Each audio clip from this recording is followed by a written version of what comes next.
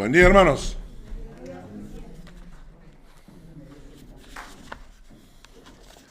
Una cosita más, solamente una cosita más. En la asamblea de la semana pasada dijimos que era mejor pasar este televisor, sacarlo de ahí y pasarlo atrás.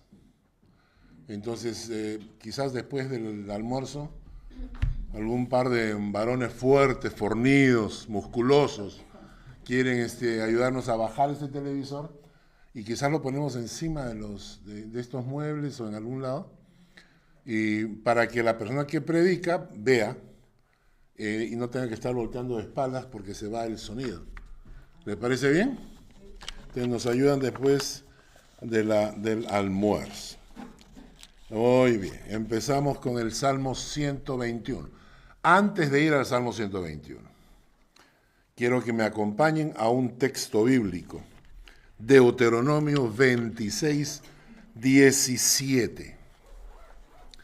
Deuteronomio 26, 17.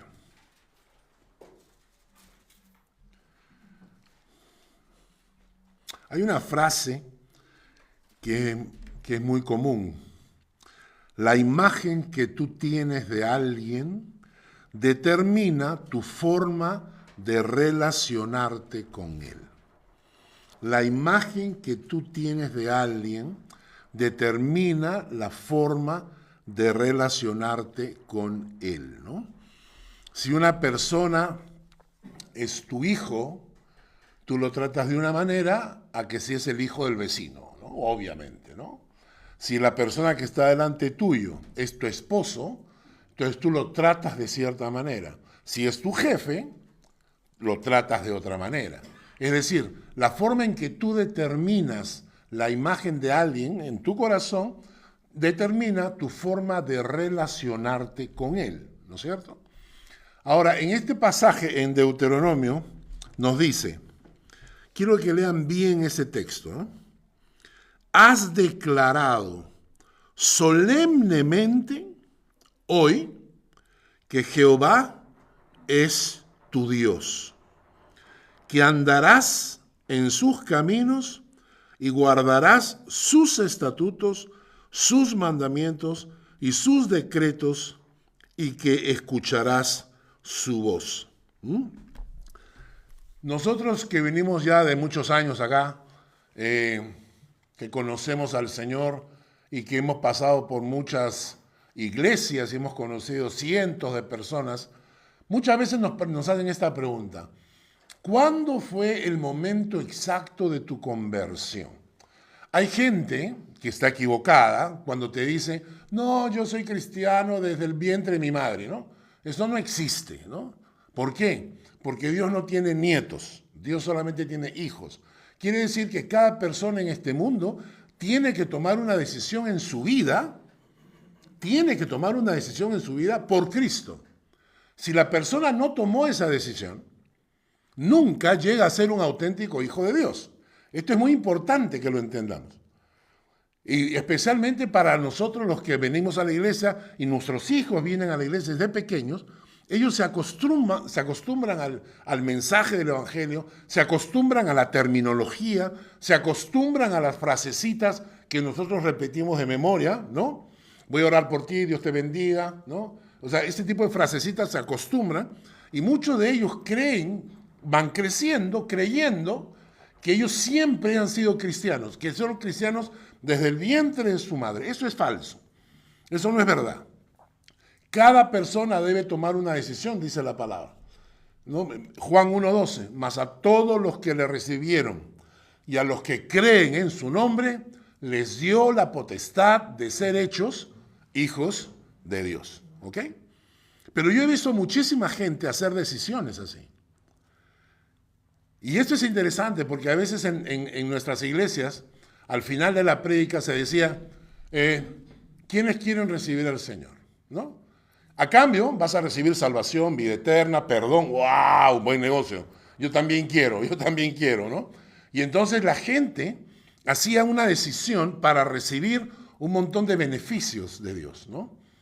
Pero a veces nos hemos olvidado que la conversión auténtica implica, y escuchen bien, implica una decisión en tu vida. Y esa decisión está descrita en este texto. Cuando tú una vez no solamente recibes al Señor en tu corazón y quieres caminar con Él, pero la decisión que tú tienes que tomar en tu vida es la determinación. Cuando tú dices, Jehová es mi Dios. Él es mi Dios. Has hecho una evaluación del mundo, has hecho una evaluación de las religiones en el mundo, pero de todo esto tú determinas y dices, Jehová, ese es mi Dios, ¿no? Entonces, en este pasaje, cuando una persona realmente quiere conocer la verdad, quiere realmente llegar a ser hijo de Dios, una verdadera conversión va acompañada de una decisión determinante, una decisión enérgica, definida, de que estás eligiendo a Jehová, el Dios de la Biblia, como tu Dios. Y eso se convierte en tu identidad. Y esa frase te identifica. Y esto es una cosa, porque si algún día tú llegas a tener vergüenza del nombre de Dios, es porque nunca llegaste a ser hijo de Dios. Cuando tú tienes vergüenza de tu identidad, ¿no es cierto? Nosotros, por ejemplo, tenemos una iglesia multicultural, ¿no? De todos los países tenemos acá, ¿no? No de todos, pero de algunos, ¿no? Y entonces tenemos pues peruanos, tenemos colombianos, argentinos, ¿qué más tenemos? Suizos, españoles, ¿ah? ¿Quién más falta?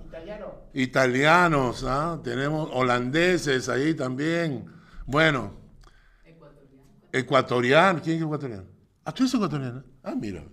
Entonces tenemos ecuatorianos también, ¿no? Y nadie se avergüenza. Nadie se avergüenza de eso. Cuando te preguntan a ti, tú dices, va el partido Perú-Colombia. ¿Quién va a ganar? Perú, pues tiene que ser, ¿no es cierto? A Colombia, perdón. Nadie se avergüenza de su identidad. Esto es importante, hermanos, en la fe. Cuando tú determinas y dices, Jehová es mi Dios. Jehová es mi Dios.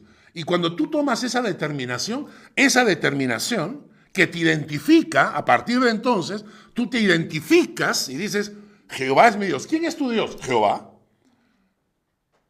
Y esa identificación viene con una decisión adicional. Dice el texto, andaré en sus caminos, guardaré sus estatutos, sus mandamientos, sus decretos, y escucharé su voz. ¿Ya? Entonces ahora ya sabemos quiénes son auténticos hijos de Dios y quiénes no lo son. Quiénes pueden ser religiosos, simpatizantes, ¿ah? Quiénes pueden ser personas que les gusta la fe, pero no son realmente hijos de Dios. Porque no han tomado la determinación, no dicen, yo andaré en sus caminos, yo guardaré sus estatutos, yo escucharé su voz, ¿no? Y entonces, muchos de nosotros tomamos esa decisión. Y en algún momento de nuestras vidas dijimos, yo elijo, Jehová será mi Dios. Y Dios contesta, y tú serás mi pueblo. Pasa el tiempo y te das cuenta que Jehová tu Dios es más que simplemente tu Salvador. Es alguien que está guiando tu vida.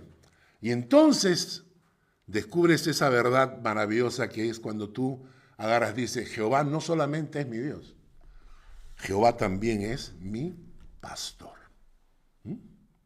Y nosotros conocemos el Salmo 23. Jehová es mi pastor, nada me faltará. Pero a mí el texto que me gusta está en Juan 10:11. En Juan 10:11, que dice, yo soy el buen pastor. Yo soy el buen pastor. Y el buen pastor su vida da por las ovejas. ¿Qué les parece eso? Yo soy el buen pastor. y el buen pastor su vida da por las ovejas. Estábamos el viernes con mis nietos, estábamos caminando con mi nieta, nos quedamos con mi nieta y mi nieto y mi nuera, Lucy y Hans volvieron a la casa para seguir trabajando en home office, ¿no? Y entonces estábamos con ellos, ¿no? Entonces, en un cierto momento estamos en IKEA. Les comparto que es haciéndole publicidad. Tú vas, almuerzas y todo lo que has comido lo descuentas de las cosas que has comprado ahora, ¿no? El día viernes nada más. O sea que la comida te sale gratis los días viernes. Entonces habíamos terminado de comer y en eso se me acerca y me dice, quiero ir a jugar. Entonces yo le digo a Julia, le digo, ¿dónde se juega acá? Estamos en el comedor. No, me dice, allá hay una sección. Y entonces yo le digo, ¿va a ir sola? ¿No? Y entonces ella dice, sí, que vaya sola. Le dije, no. En mi estilo no, nosotros los viejos cuidamos a los chicos, tenemos que mirarlos, ¿no? Y entonces me acerco donde Zoe y le digo, Zoe, vas a ir a jugar, pero yo voy a estar cerca. Y le dije, acuérdate de esto, siempre que necesites ayuda, puedes correr donde tu abuelo, ¿no? Entonces me dijo, ya, ¿no? Entonces, cuando tú entiendes que Jehová es tu pastor, que Él está dispuesto a dar la vida, ¿no? Yo le decía a mi nuera, ¿no? Yo le decía, ser abuelo es increíble, ¿no? Porque cuando tú eres padre, en la mayoría de casos, hay casos que no son, pero en la mayoría de casos, cuando tú eres padre, estás dispuesto a dar la vida por tus hijos. Cuando eres abuelo, estás dispuesto a dar la vida por tus hijos y por tus nietos. Te hacen doblemente padre. Por eso es que los abuelos tenemos derecho a malcriar a los nietos. ¿Ok? Muy bien. Entonces, decimos, Jehová es mi Dios, qué bueno. Pero también dices, Jehová es mi pastor. Y ahora en el Salmo 121 aprendemos otra definición más. Jehová es tu guardador. Si ustedes abren su Biblia, en el Salmo 121, van a encontrar que eso está en el título. Salmo 121. En el mismo título dice, Jehová es tu guardador. Y recuerdan que les compartí que este es uno de los cánticos graduales.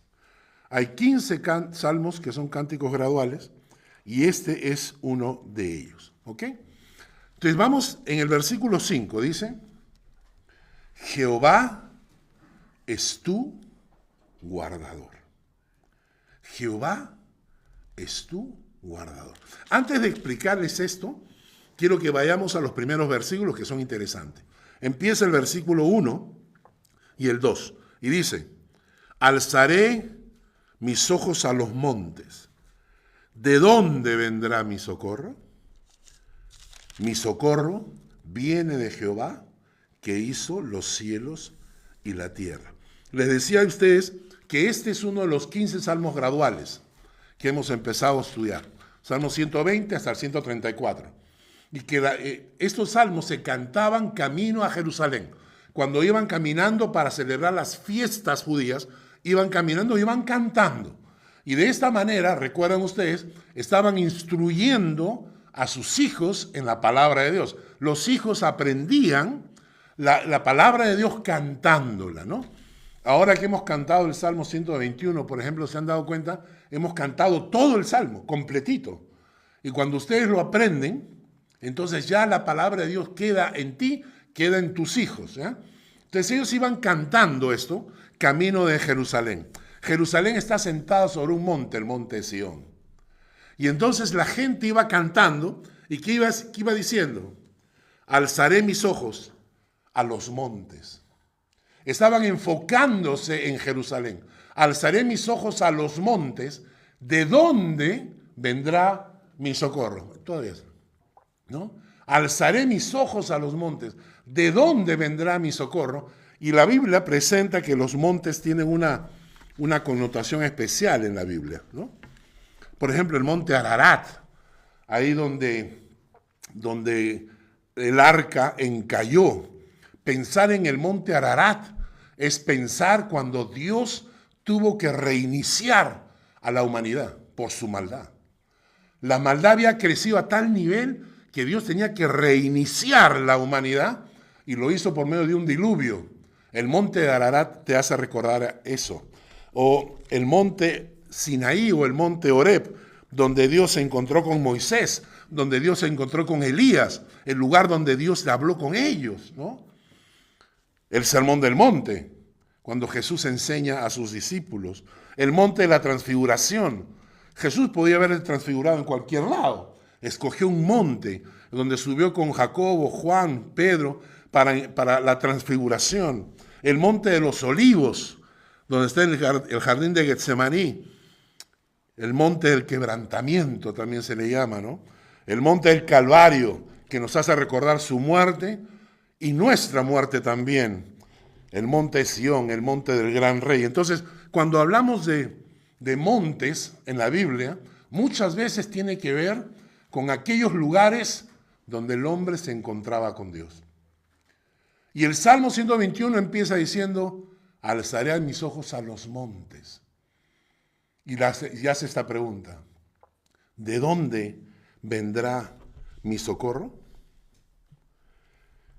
La palabra socorro, que aparece acá, me parece genial.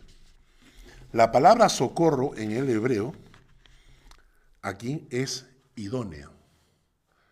¿De dónde provendrá mi ayuda idónea? Nosotros sabemos este concepto porque la Biblia le dijo a Adán, ¿no? El hombre estaba trabajando solo en el paraíso y entonces dice, el hombre está muy solo, le voy a hacer una ayuda idónea para él.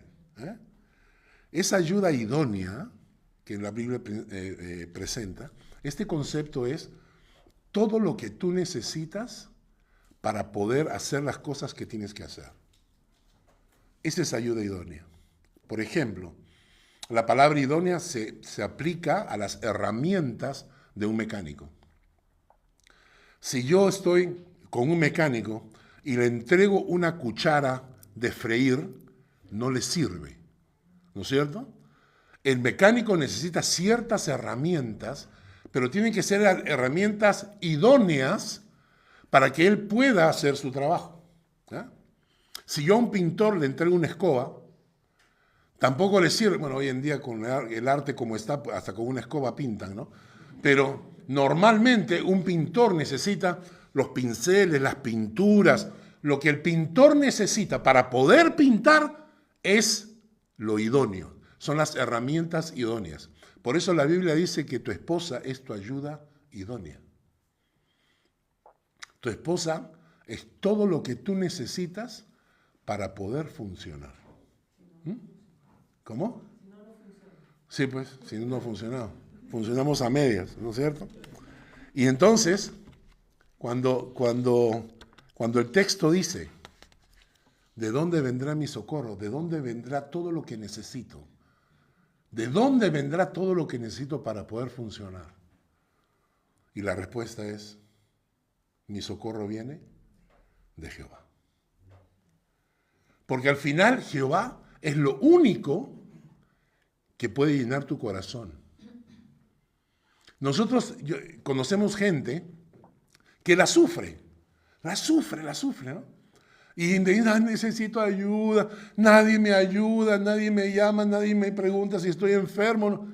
En realidad eso es interesante porque la gente está buscando que llenen su corazón las cosas que no llenan tu corazón.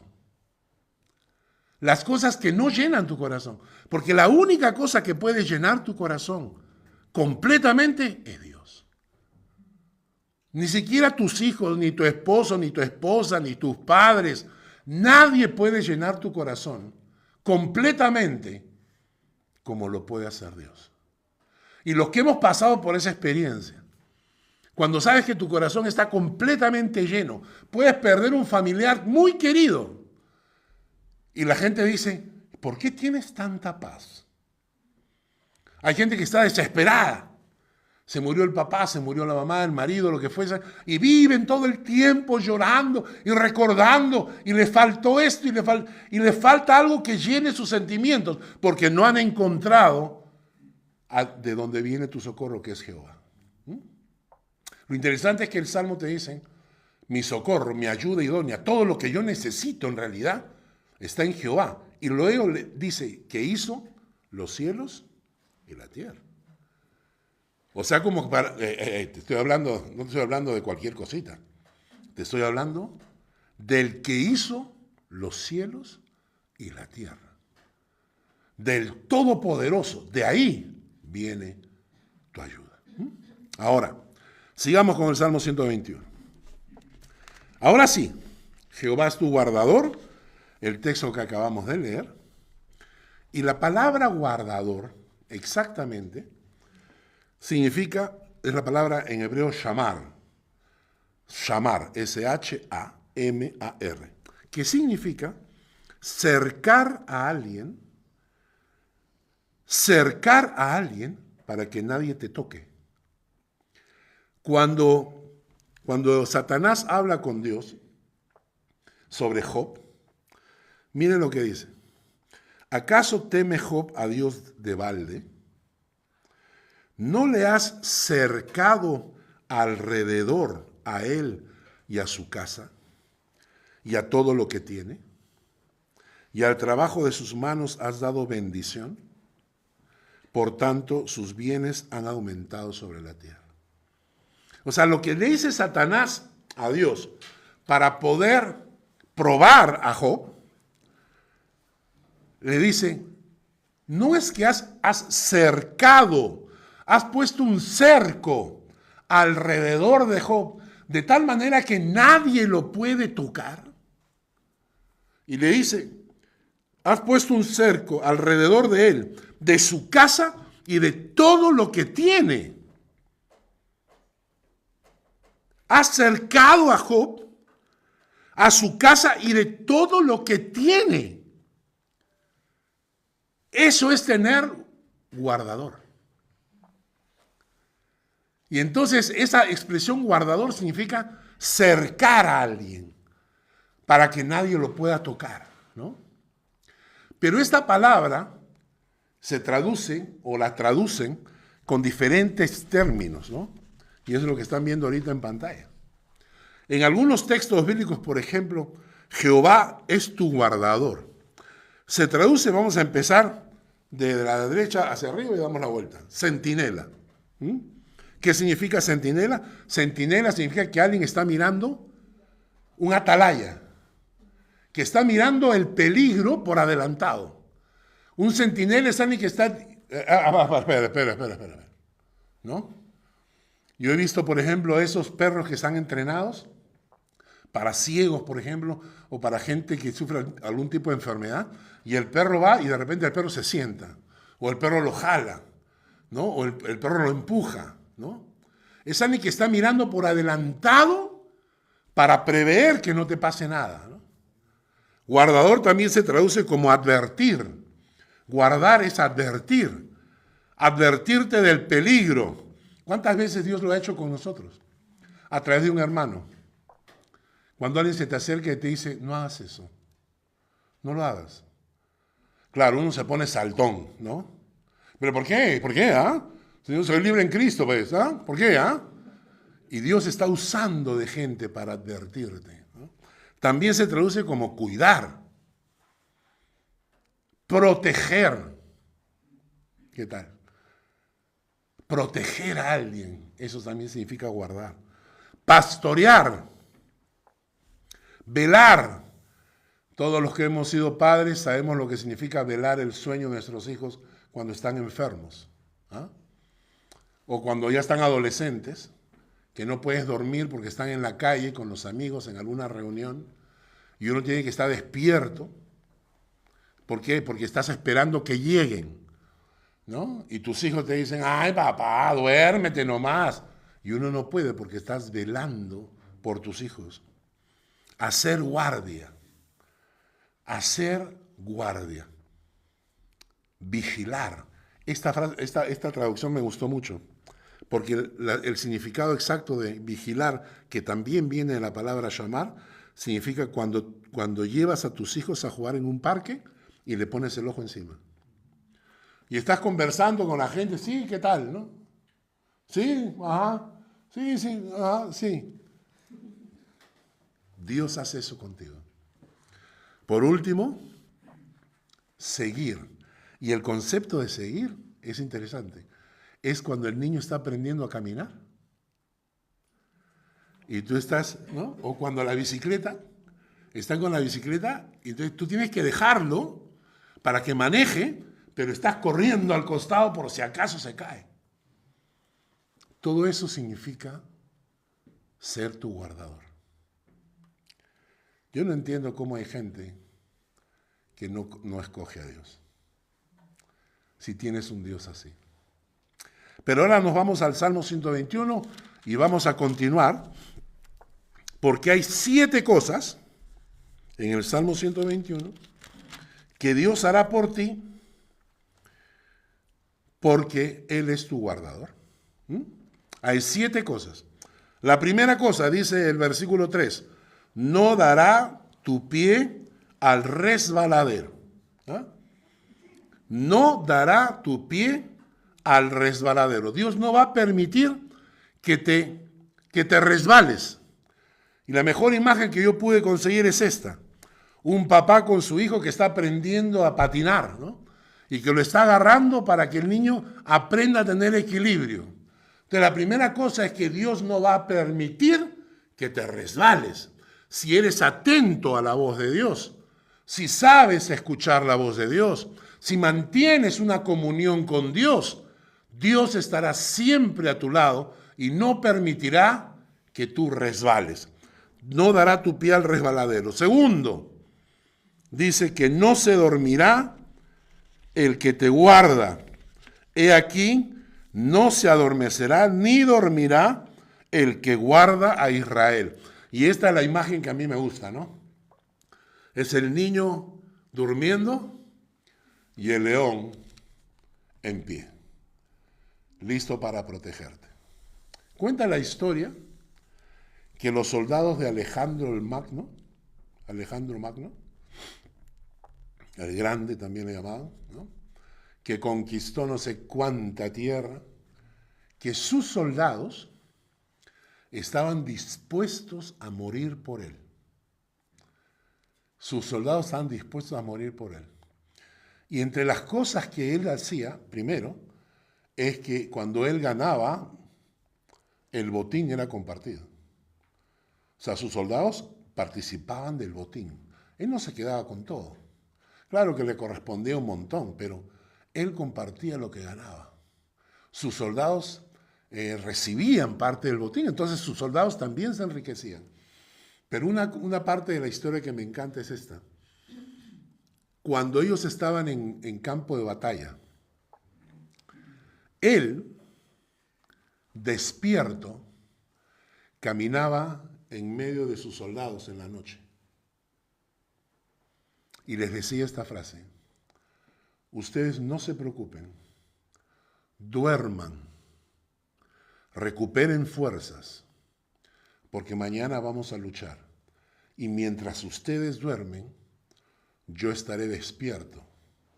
En caso de ataque les avisaré, para que no los agarren dormidos. Entonces, para que no los agarren a ustedes dormidos, yo estaré despierto. Y la gente, los soldados, cuando dormían, dormían. ¿Por qué? Porque Alejandro Magno estaba velando por su sueño. Y cuando ellos se despertaban, ellos estaban listos para la batalla. Yo leí esta historia y dije, ¿y a qué hora dormía Alejandro? O sea, ¿a qué hora dormía, no? Pero ¿no te hace sentir bien? Tú duermes, tranquilo. Mañana vas a luchar. Mientras tú duermes, yo te cuido para que no vengan y te ataquen de noche, ¿no? Jehová es tu guardador. No se dormirá el que te guarda. He aquí, no se adormecerá ni dormirá el que guarda a Israel. Yo les he contado la historia en México, y ya se las conté un par de veces, de que hubo esa convención, ¿no?, de satanistas. Habían traído a un pastor, un predicador.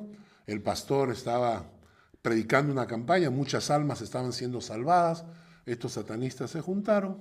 En la noche hicieron una de sus sesiones y dice ellos que salieron de sus cuerpos, hicieron su viaje astral y salieron sus cuerpos y fueron a atacarlo a él, a la casa donde el pastor estaba. Y cuando llegaron, dice que se encontraron en cada ventana y en cada puerta un ángel de Dios con una espada desenvainada, ¿no? Entonces, eso impactó tanto a uno de los satanistas que al día siguiente fue al culto, se arrodilló, pidió perdón a Dios y se entregó a Jesucristo. Y dijo, Jesucristo es más poderoso que todos nosotros. No se dormirá el que te guarda. Tercero, el versículo 5 dice, Jehová es tu sombra a tu mano derecha. Una cosa interesante es que tu sombra será la única cosa que te acompañe aún después de la muerte, dicen, ¿no? Porque no te puedes separar. El concepto es que por más que quieras, no te puedes separar de tu sombra. Por más que corre, aléjate, no te puedes separar de tu sombra. Y cuando la palabra dice que Jehová es tu sombra a tu mano derecha, dice que Jehová está a tu lado derecho siempre, siempre. Un amigo nuestro se llamaba Orlando Sánchez. Nosotros, en nuestra juventud, les he contado que en Young Life pasábamos todos los sábados en oración.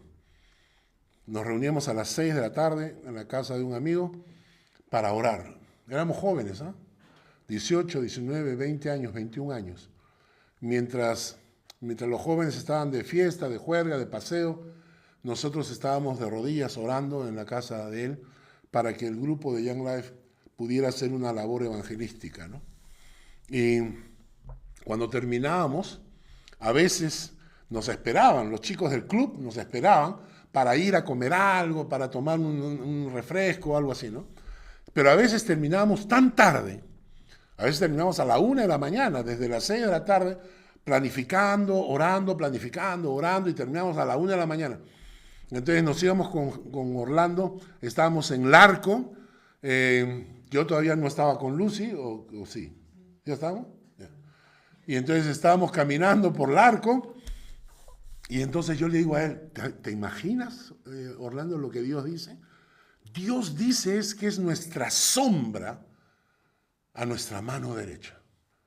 Larco es una calle principal en Miraflores, Diagonal es una calle lateral, lleno de tiendas, ¿no? Restaurantes, pizzerías, y entonces habíamos parado por ahí a comer una pizza o algo, y entonces salimos de ahí, estábamos caminando, Orlando estaba a mi mano izquierda, y entonces seguíamos caminando, y yo le dije, es impresionante saber que Dios es nuestra sombra a nuestra mano derecha, que Él siempre está a nuestro lado, ¿no? Y entonces me hicieron así, ¿no?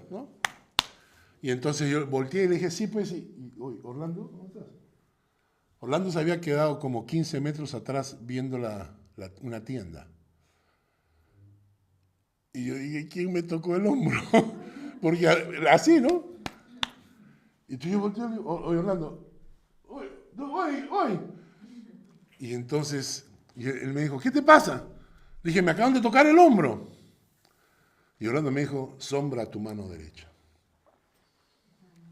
Jehová es tu guardador, Jehová es tu sombra a tu mano derecha.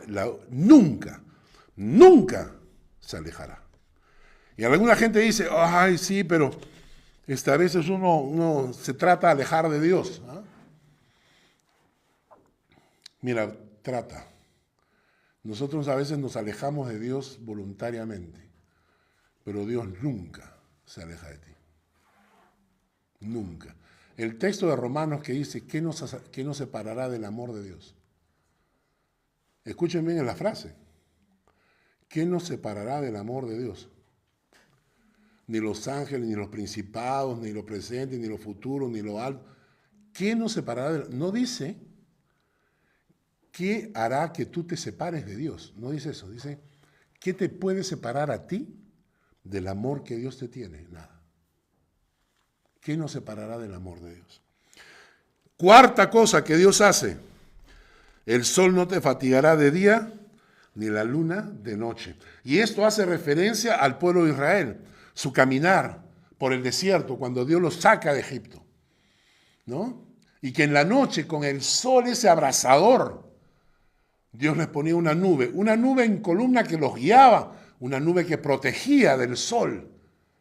Y en la noche, para el frío, una llama de fuego que los calentaba y que les traía luz.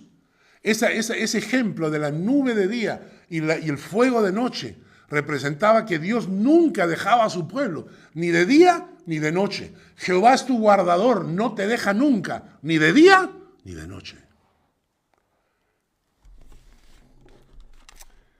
Y ahora vienen las últimas tres, hemos visto las primeras cuatro. Y ahora vienen las últimas tres. Y las tres utilizan el término guardar. Porque dice así, en el versículo 7. Jehová te guardará de todo mal. Jehová guardará tu alma y Jehová guardará tu salida y tu entrada. Tres cosas. Jehová te guardará de todo mal. La palabra que aparece acá, mal, significa adversidad, aflicción, agravio, calamidad, desastre, desgracia, quebrantamiento. Jehová te guardará de la adversidad, de la aflicción, del agravio, de la calamidad, del desastre, de la desgracia, del quebrantamiento. Pero ¿acaso de vez en cuando no nos pasan cosas malas? Dios no promete que no vendrán cosas malas. Lo que Dios promete es que te va a cuidar, te va a pastorear y te va a guiar aún en medio de la adversidad. Para eso siempre ese texto que tiene que venir a nuestra mente, ¿no? A los que aman a Dios, todas las cosas les ayudan a bien. Y le he puesto en el cuadro acá a José. José es la mejor ilustración de eso, ¿no? Fue vendido por sus hermanos a unos comerciantes. Estos comerciantes lo vendieron como esclavo a un general en Egipto, que luego lo puso como administrador de todas sus posesiones. Interesante. Lo vendieron como esclavo y termina siendo el administrador de Potifar. Su esposa de Potifar trata de seducirlo, pero como no aceptó, lo difamó y lo metieron en la cárcel. Pero llegó a ser la mano derecha del carcelero. Qué cosa interesante, ¿se dan cuenta? Cómo Dios convierte el mal en bendición. Muchas personas habrían quejado, ¿no? Ay, Señor, mis hermanos me han vendido y yo siempre fiel a ti y yo sirviendo en la iglesia y mira lo que me hacen, ¿no? Entonces llegó donde Potifar. Gracias, Señor, mira qué bendición, has convertido toda la maldad en bendición. Y de repente la mujer lo trata de seducir, lo meten a la cárcel. ¿Pero por qué, Señor, me pasan a mí estas cosas? ¿No es cierto? ¿Por qué? Y entonces de repente es la mano derecha del carcelero. Gracias, Señor, porque me bendeciste. Y muchos cristianos se la pasan en ese plan. Quéjate y luego dale gracias porque te bendijo. Y quéjate otra vez y luego dale gracias porque te bendijo. Eso no es así. Y entonces no solamente llegó a ser el segundo en la cárcel, sino que justamente porque estuvo en la cárcel, conoció al copero del rey, que también estaba en la cárcel. Y 2 años después, no fue mañana, 2 años después, el copero del rey lo presenta a José delante del rey, porque el rey había tenido un sueño, el sueño de las vacas flacas. Y entonces José interpreta el sueño y termina siendo la mano derecha del faraón en todo Egipto. Si hay alguien que puede decir Jehová es tu guardador, ese es José. José lo que te dice es que Dios es tu guardador, que Él te guardará del mal. ¿Qué quiere decir eso? que Dios convertirá en bendición cualquier maldad que venga contra ti. Punto 6 dice, Él guardará tu alma. La palabra ahí alma es corazón, hombre interior, tu vida. Todos enfrentamos situaciones que buscan quebrarte el alma. Conocerás personas que te romperán el corazón. El mundo te quiere aplastar.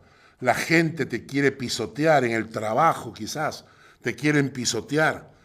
Mucha gente te va a ofender. Pero ahí estará tu guardador para cuidar tu corazón. El Señor ha prometido proteger tu corazón. Él guardará tu alma. Y por último, dice el texto, Jehová guardará tu salida y tu entrada. Jehová guardará tu partida y tu regreso. Jehová guardará cuando te levantas, cuando te acuestas, cuando salgas, cuando regreses. La protección de Dios es siempre. Siempre.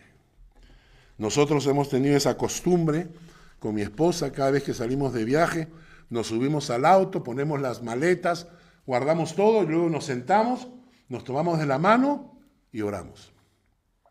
Señor, te entregamos el viaje, te entregamos la ida y la vuelta.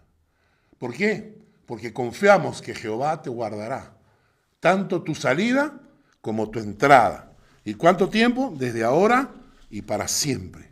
Por eso el texto que acompaña esto está en Isaías, ¿no? No temas, yo estoy contigo.